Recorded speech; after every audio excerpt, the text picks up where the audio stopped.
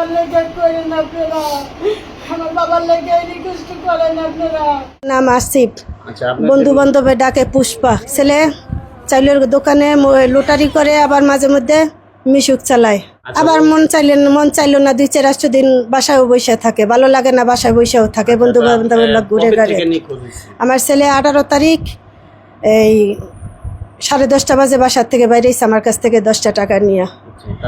এরপরে আর বাসায় আসে নাই। আর কোনো জায়গায় খোঁজ খবর করছি, কোথাও আমার ছেলের খোঁজ খবর পাই নাই।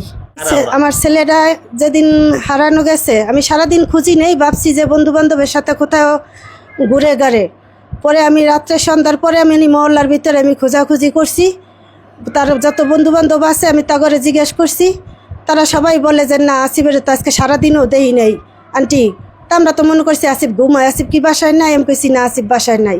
পরে আমি রাত্রে 1টা পর্যন্ত আমি রাস্তায় বন্ধু বান্ধব জাগো পাইছি, জিজ্ঞেস করছি, খুঁজছি, পাই নাই। পরে আমার আমার ওই মহল্লার ভিতরেই ভাড়া থাকে মোহন, আমি মোহনের বাসায় গেলাম, যে ওগুলোকে মাঝে মধ্যে আড্ডা ফাড্ডা দেয়, এদিকে দিক যায়। পরে আমি মোহনের কাছে গেছি, যাইয়া দরজা টুকাইছি। মনে হয় যে 20 মিনিট পরে জোরে জোরে দরজা টুকানোর পরে মোহন দরজা খুলছে। কয় কে? আমি কইতাছি যে আন্টি, আমি আন্টি আসিফের মায়। এটা করার পরে ও আস্তে আস্তে দরজাটা খুলছে। খোলার পরে আমি ভিতরে ঢুকছি। ঢোকার পরে দেখি আর একটা ছেলে আছে ওর সাথে, ওর নাম হয়েছে যাইয়া এই নাজমুল দরজার চিপায় আমারে দেখে পলাইছে। আর ওর নাম জানি কি, শুভ ঘরের মাঝখানে দরজা আছে, ওই দরজার সামনে দাঁড়ায় না। আর মোহন মেন গেট খুলছে। খোলার পরে আমি ভিতরে যাওয়ার পরে দেখি ওরা আমারে দেখে মানে আতঙ্ক হয়ে গেছে, থুতোমুতো খাইতে আছে, মানে ভয় পাইতে আছে। পাওয়ার পরে আমি কি জিজ্ঞেস করলাম, মন কয় কান্টি কি লেগাইছেন এত রাইতে আমার বাসায়? আমি কই বাবা আসিফেরে পাই না, তোমরা কি আসিফেরে দেখছো কোনো জায়গায়? তোমার কাছে আইসে টাইসে? আসিফ কি আমার কাছে আয়? আমি আসিফ তো তোমার লগে পড়ার সময় রোডে গাডে চলে, তোমার বাসায় আয়। তাই লেগে আইলাম যে দেহি মন তোমার কাছে আইসেনি। কয় না, আমার কাছে আয় নাই। দেখি ওরা গাম মানে টপ টপ টপ টপ ইয়ে দৌড়ে গাম পড়তে আসে, 3জনের গাম পড়তে আসে। পরে আমি দেখে ভয় পাইতে আসি, মানে ওরা এমন পরিস্থিতি হয়ে গেছে, দেখে আমি ভয় পাইতে আসি। পরে আমার মেয়েটারে নিয়ে গেছি, ভয় আতঙ্ক দেখে আমি আমার মেয়েটার কইতাছি, কই মা ইয়া পর। আমি জিটি করার পরে মোহনে আসছে, আইসা আমার লাগে রাস্তায় দাঁড়াইয়া হামতাম করছে, আপনি আমার নামে জিটি করছেন কি লেগা?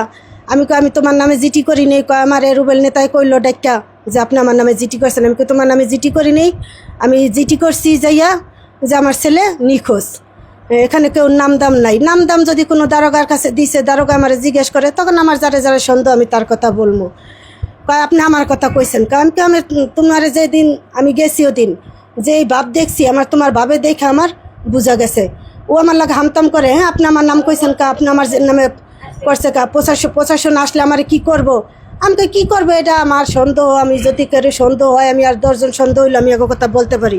এই জন্য তো তুমি আমার লাগে হামতাম করতে পারো। আমার সন্দেহ হচ্ছে যাইয়া এই মোহন আর শুভ আর নাজমুল। আমরা যখন খোঁজ করতেছিলাম তখন একটা ছেলে হঠাৎ করে আমার ভাইয়ের বন্ধু, ছোট ভাই এসে নাকি ওরা বলছে যে আমার ভাইরে ঢাকা টেক্সটাইল দেখছে। দেখার পরে বলার পর শোনার পরে আমার এসে বলার পরে আমি বলছি কি তাহলে চলো আমরা যাই খোঁজ করি কিছুজন একত্র হইয়া। তো আমরা এরকম কথা তর্ক বিতর্ক করার পরে ওরা বলতেছে কি যে বোনা তোমরা তো মেয়ে মানুষ, রাত্রে যাবো না আমরা দিনে যাবো, এরকম কথা বলার পরে নাজমুল পাশে দাঁড়ানো বসা ছিল। ও হঠাৎ করে আমার চেতে উঠে বলে কি যে এই তোরা জানোস ওই এখানে আছে, ওই এখানে নাই, ওই যেখানে রেল লাইনের ওই পাশে আছে, ওই যেখানে আছে ভালো আছে। আজকে 6 দিন যাবত সে নিখোঁজ, তাকে পাওয়া যাচ্ছে না, কেউ দেখে নাই। কিন্তু যেদিন হারানো গেছে 18 তারিখে রাত গিয়ে দিন 10টার দিকে যখন চলে গেছিল, তখন 3 জন ব্যক্তি আইসা ওকে পুষ্পা নামে সবাই চিনতো, তাকে পুষ্পা নামে ডাক দিয়ে তাকে এখান থেকে অটোতে উঠে নিয়ে গেছিল ওইদিকে। তারপরে থেকে এই পর্যন্ত ওকে খুঁজে পাওয়া যাচ্ছে না। তার ফ্যামিলি নিয়ে আমরা আসতো কিন্তু কেউ চিনতো না, ওদেরকে কেউ চিনতো না, এলাকার কমন ফেস না, ওদেরকে কেউ চিনতো না। এটাই মূলত সমস্যা।